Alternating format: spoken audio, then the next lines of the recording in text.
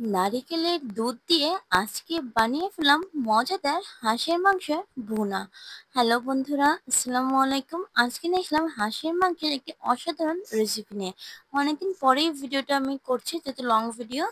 তো যাই হোক, খাবারটা কিন্তু বলতেই অনেকের জিভে জল চলে এসেছে, কেননা হাঁসের মাংস আমরা অনেকেই খুব বেশি পছন্দ করে থাকি। তো চলো আমি কিভাবে হাঁসের মাংস আজকে ভুনা করলাম সেটাই তোমাদের সাথে শেয়ার করি। প্রথমে আমি এখানে হাঁস নিয়েছি, এটা রাজহাঁস ছিল। তোমরা চাইলে যে কোনো দেশি হাঁস বা চীনা হাঁস যেটা ইচ্ছে সেটাই ব্যবহার করতে পারো। নিচে এখানে পেঁয়াজ কুচি, আমি এখানে পেঁয়াজ বাটাটা ইউজ করছি না, যেন পেঁয়াজ কুচিটা খুব বেশি পরিমাণে নিয়েছি। নিচে রসুন কুচি, রসুন কুচির সাথে আমি রসুন বাটাটাও ব্যবহার করব। হাঁসের মাংস বলতেই কিন্তু রসুনটাই বেশি প্রয়োজন হয়।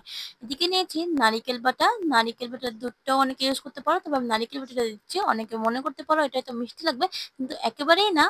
এখানে নিয়েছি আদা বাটা, যেটা বলছিলাম নারকেল বাটা দিলে কিন্তু একদমই মিষ্টি লাগে না। তোমরা আমার মতো করে একবার হলেও ট্রাই করে দেখতে পারো, এটা কিন্তু খেতে অসাধারণ ছিল। তো প্রথমে আমি একটি কড়াইয়ে তেল গরম করে এর মধ্যে তেজপাতা, দারচিনি, লবঙ্গ, গোলমরিচ, এলাচ, গোটা মশলাগুলো আস্তে দিয়ে দিলাম। ওই যে দিচ্ছি রসুন, রসুনটা অবশ্যই তেলে হালকা ভেজে নেবো। এটাকে বলে ফোড়ন দিয়ে নিচ্ছি আমি আগেই। এটা ক্ষেত্রে স্মেলটা খুব বেশি ভালো আসবে, খেতেও কিন্তু অসাধারণ লাগবে। তো একটু হালকা ভাজা হয়ে গেলে এর মধ্যে আমি পেঁয়াজ কুচিটা অ্যাড করে দিব। আমি এখানে অনেকটা পেঁয়াজ নিচ্ছি, আর আমার মাংসটাও খুব বেশি ছিল। এখানে প্রায় 2.5 কেজির মতো মাংস আমি রান্না করেছি একসাথে, এই জন্য আমি সব পরিমাণে বেশি দিয়েছি। দিয়ে দিচ্ছি রসুন বাটা, যেহেতু হাঁসের মাংস বলতে কিন্তু রসুনটা বেশি চলে আসে আগেই। রসুনটা অবশ্যই বেশি করে দেওয়ার চেষ্টা করবেন। দিয়ে দিচ্ছি আমি এখানে 1 টেবিল চামচের মতো আদা বাটা। খুব ভালো করে মশলাগুলোকে নাড়াচাড়া করে নেব। মশলাটা কিন্তু আমার একদমই ভাজা ভাজা হয়ে এসেছে। এবার এর মধ্যে আমি পানি অ্যাড করে দিব। আমি এখানে যে নারকেলটা ব্লেন্ড করেছিলাম সেই পাত্রে পানিটা নিয়েছি, এই জন্য একটু নারিকেলের মানে সাথে সাথে পানি মনে হচ্ছিল। দিয়ে দিচ্ছি এখানে মরিচের গুঁড়া।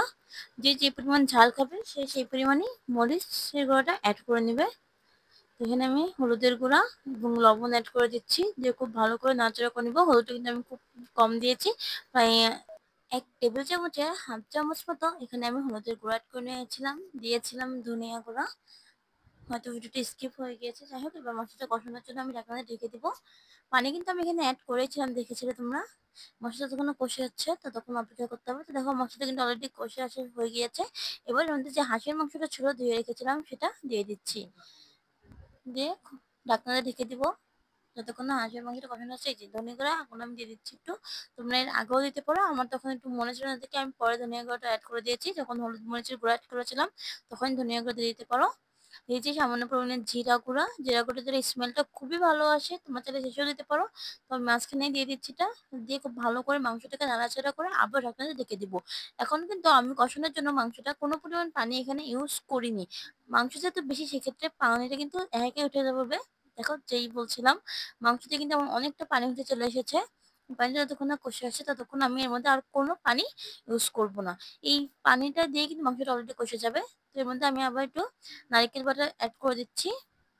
যখন মাংস থেকে পানি উঠে আসবে তখনই আমি নারকেল বাটা ইউজ করব। তো দেখো ওই যে তেল কিন্তু উঠে এসেছে, পানিটা অনেকটাই শুষে গিয়েছে।